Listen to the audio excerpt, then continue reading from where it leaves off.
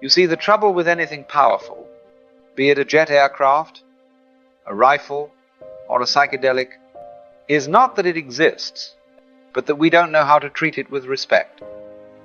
Our so-called civilized society, ever trembling before what it does not understand, reacts to such things with prohibition and paranoia.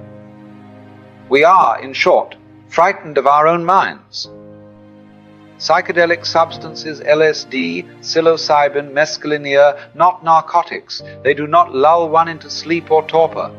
Quite the contrary. They wake you up. They open your senses so completely that the very texture of a fungus-covered log can appear as if carved by Cellini. You see light as music, music as texture, and the veil between the senses is momentarily torn. And in that tearing, something astonishing happens. But alas, the authorities still operate under the delusion that suppression equals control. They have not learned the simplest lesson of prohibition. That which is forbidden becomes a lure. And so, in their efforts to keep the door shut, they have made it irresistible. Yet behind that door lies not fantasy, not madness, but the possibility of encountering consciousness itself pure, unfiltered, and terrifyingly vast. The problem is not the substance, the problem is us. We have no priesthood fit for the task, no figure who is simultaneously pharmacologist, mythologist, theologian, and lover of mystery. And so the question arises, who shall guide us through the jungle of the mind? Because whether we like it or not, people will go in. The only question that remains is whether they will go in alone and blind, or with a light in their hand, and a voice beside them saying, look at what you are. Let us begin then by laying out the characters on the stage for each of these substances has its own personality, its own quality of vision, its own voice, and they are not, you see, interchangeable. There is the mushroom, Psilocybin mexicana haim, known by those who revere it as Teonanacatl, flesh of God, found in Oaxaca, scattered along the western coast of the Americas. This little brown fungi is taken in sacrament, not for amusement. It does not shout, it hums, it sings the music of roots and rainfall and soil. It connects one not to the sky, but to the earth, so that you feel yourself not standing on the ground, but of it. The vision here is vegetal leaves shimmer, the wind reveals its patterns, and even the stones seem to breathe with an intelligence you had previously overlooked. Mescaline, the active ingredient in peyote, is of similar earthiness, but it lends the world a kind of luminous intricacy, as if everything had been finely etched by divine craftsmanship. I once picked up a rotting log, thick with fungus, and was struck not by decay but by its elegance. It was as though Cellini himself had carved it into ebony and ivory. Then there is LSD, born not of cactus or mushroom, but of the laboratory, yet no less magical. It arises from ergot, a parasitic growth on wheat, and through an alchemical refinement of lysergic acid diethylamide specifically, number 25, we arrive at that most precise of molecular instruments. LSD does not whisper like the mushroom, it glows. It pulses with an electronic brilliance, as if your mind had been tuned to the frequency of circuitry itself. And while its gifts can be extraordinary, they arrive with a certain exacting energy, a sense of glass and geometry, rather than moss and bark.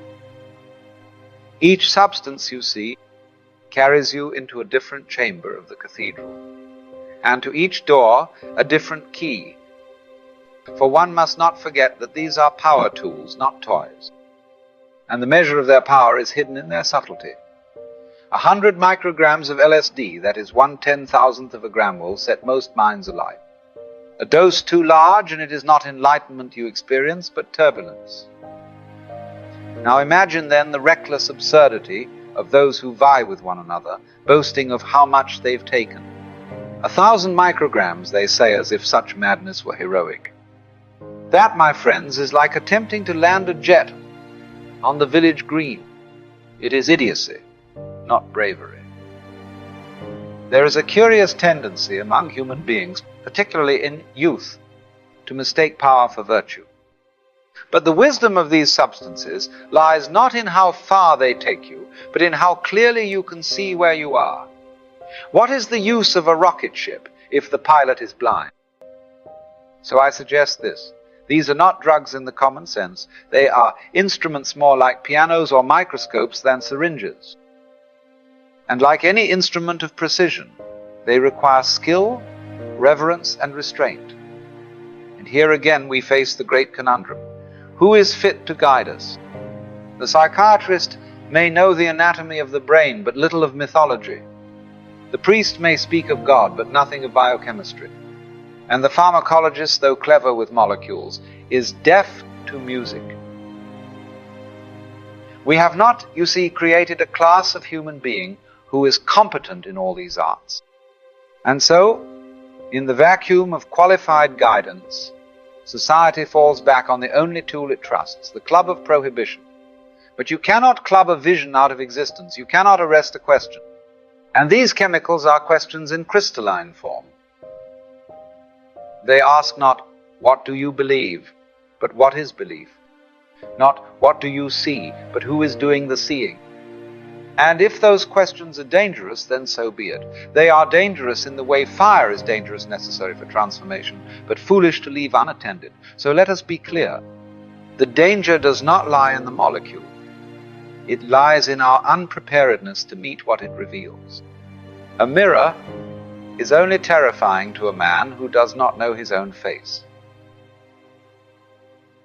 Now this, you see, is where the predicament becomes positively labyrinthine. For in all matters of spiritual or psychological depth, we long for a guide, someone to say, this way, not that. Yet with psychedelics, the path is not marked.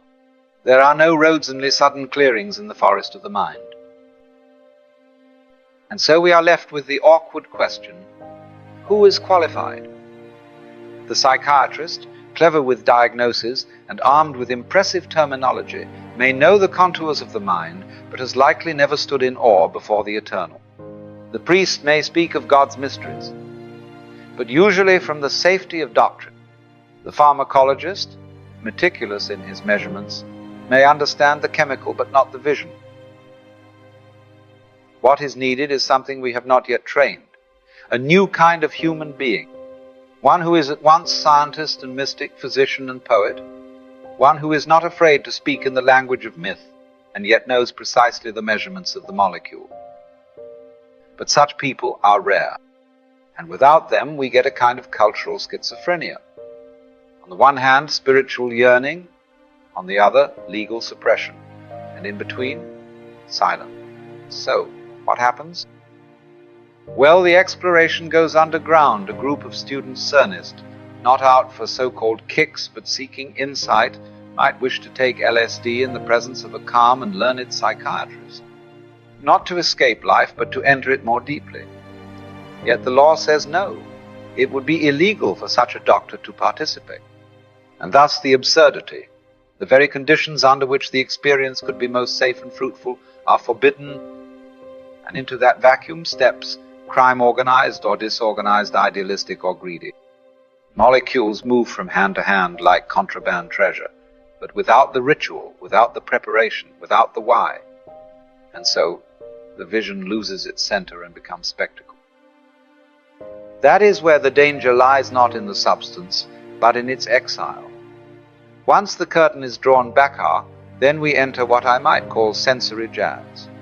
The ordinary world begins to breathe. Walls ripple as if woven of cloth. The pile of a carpet becomes a writhing jungle of threads, and the sounds, good Lord, the sounds, they do not simply strike the ear, they pass through you like wind through a harp. This is no hallucination in the psychiatric sense, for one does not mistake these visions for objects in the public shared world. One knows full well that the world is not made of rubber and lace, but something in it shimmers.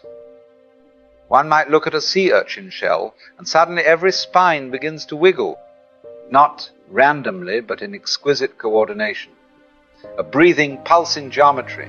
Is it the shell, the eye, or the mind that makes it dance, what you begin to realize is something quite unnerving, that perception itself is active, not passive, that your eyes do not simply receive, they compose, and your ears sculpt the music they seem merely to detect. The senses are not windows. They are instruments, each one a tuning fork to the symphony of existence. And then, the great reveal, all the senses are one. You touch light with your eyes. You feel music with your skin. You smell time. You see silence. This is not poetry, it is direct experience. The boundaries between senses collapse, revealing a single, unified field of awareness, as if your consciousness were not a bundle of inputs, but a single humming flame. And in this flame, the familiar becomes strange, the ordinary becomes sacred, and the world you thought you knew reveals itself to be, well, not false, but unfixed, not illusion, but illusion-shaped. It is not that the world is wrong, it is simply that you were asleep in it. And now, for a moment, the veil has slipped.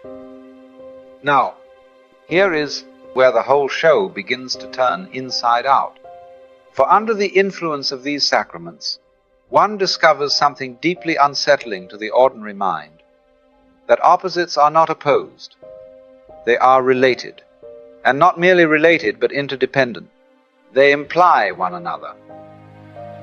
You see, we are trained to think in terms of either or, good or evil, life or death, self or other, but these substances facilitate a curious shift-down, moves from either or to both, and it is not this or that.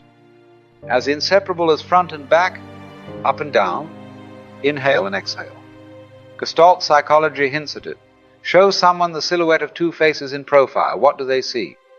Two people about to kiss, or a chalice between them? They can see one or the other, but rarely both at once. And yet both are there. The image doesn't change. Only attention does.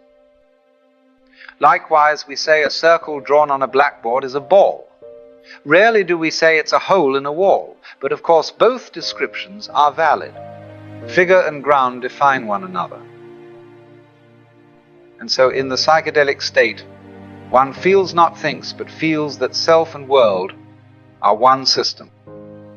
That the inside goes with the outside as the sound of a bell goes with the hammer that strikes it, and that you do not move through the world like a billiard ball on a table. You arise with it, like a wave upon the sea. But Thano, dear, this realization has a tendency to unnerve. For if good implies evil, if life implies death, if all things are relative, well then, who's in charge? Where is the solid ground? What do I trust? And that, you see, brings us to the edge of the cliff. Now here, my dear friends, is the moment of terror. Because once you see that there is no absolute this or that, no fixed moral compass dropped from heaven, no eternal truth hanging like a chandelier in the sky, you may feel the ground fall away. And you are, quite literally, floating. It is as if all that you once called me, the assurances, the definitions, the expectations have dissolved, and what remains is nothing.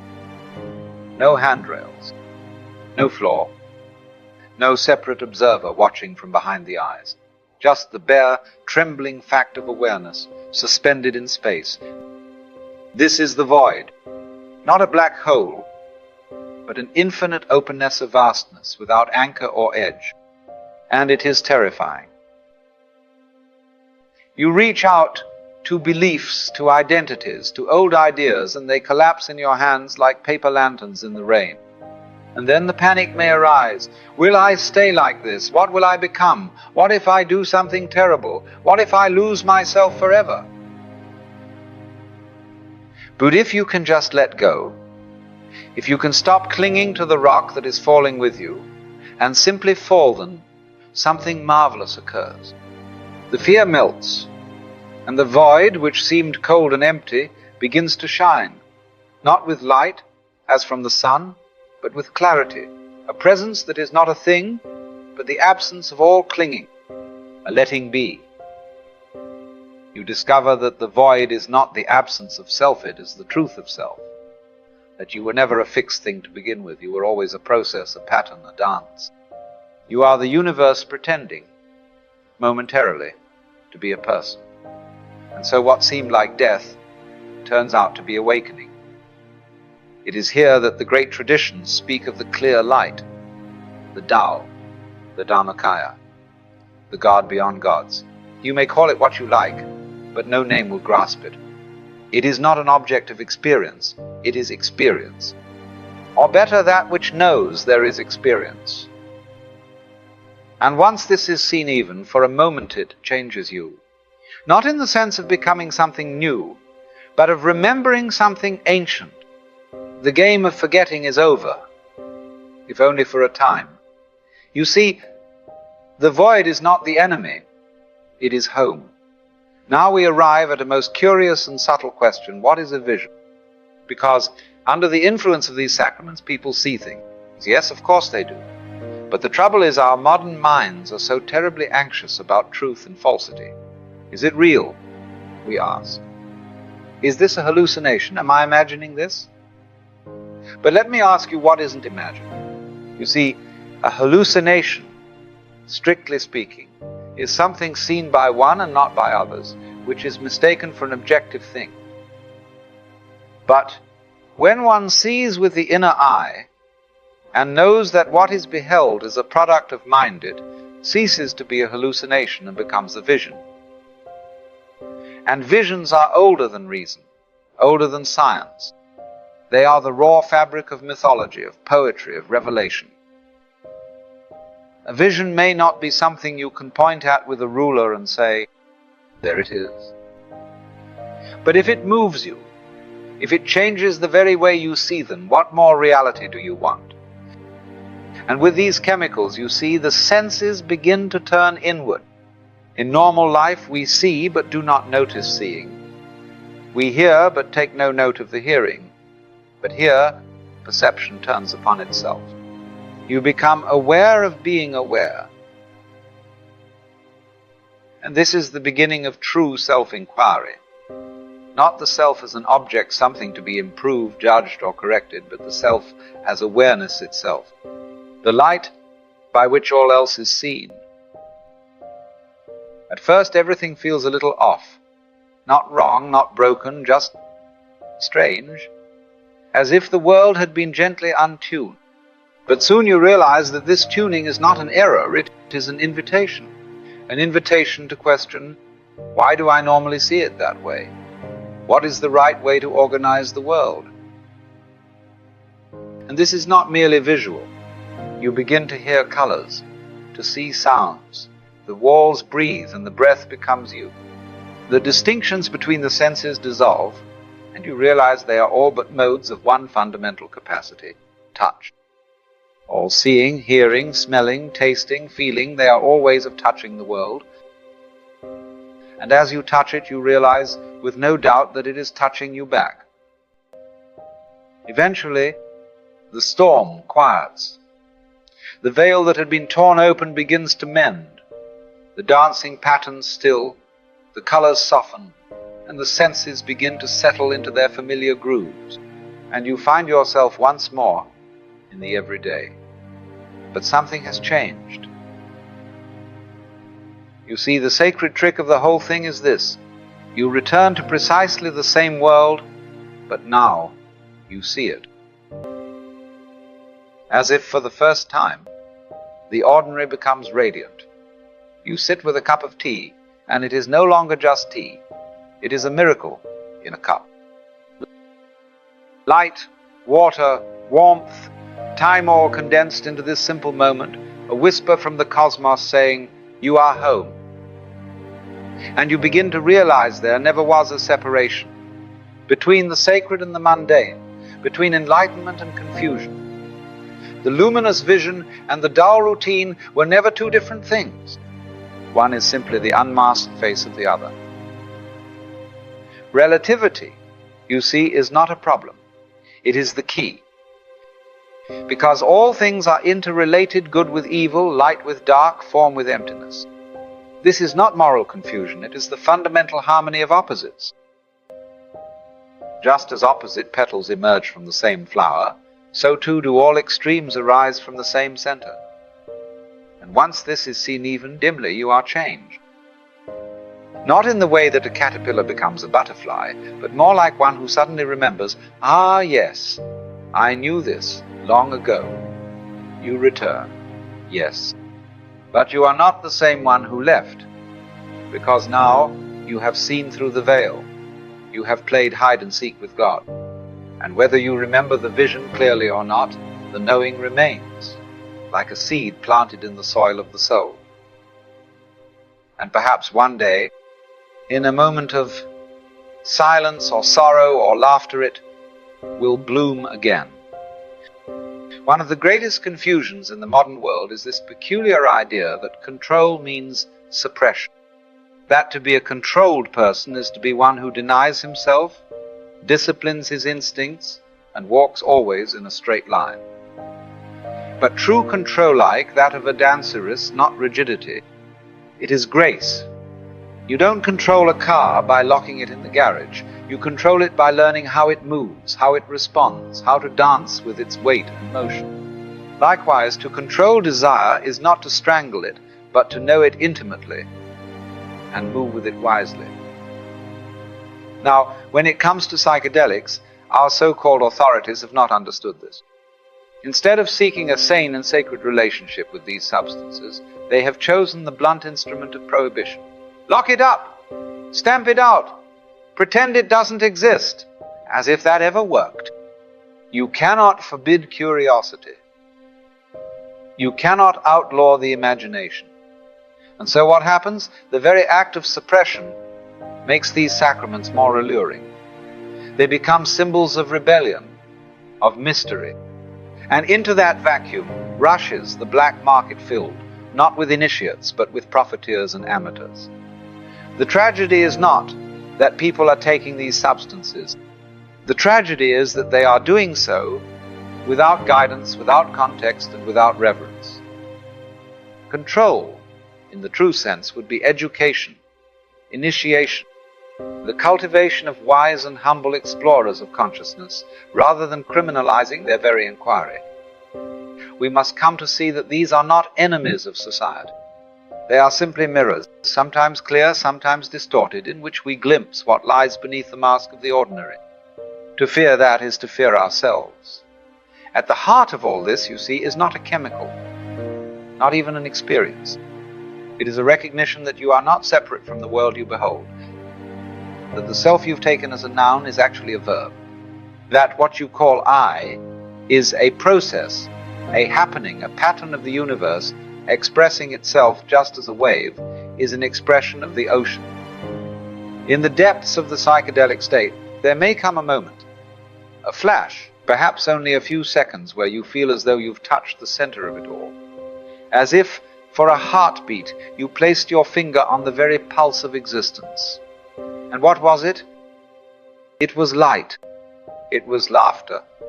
It was love not as a sentiment, but as a force. A luminous, boundless, jubilant recognition that this is it. And even as that peak recedes, its echo remains. You see it in the leaves, in the sidewalk cracks, in the curve of a stranger's smile. The world does not go back to normal. Because you have seen what normal really is, this fantastic cosmic hide and seek, where you are, it all along. This, then, is the flowering of consciousness. The recognition that opposites are not enemies but partners. That relativity is not chaos but harmony. That even the darkest petal of experience blooms from the same radiant center. And that you are not a stranger in this universe wandering through an alien landscape. You are the universe waking up to itself through eyes that it made, with breath that it lends, for a time that it names now. So whether you return to the garden or stay a while in the forest of the inner world, remember this: the point was never to escape. The point was to see more deeply, more truly, more whole. And so you come back, not enlightened, but lighter, knowing that the game was never to be won, only to be played beautifully.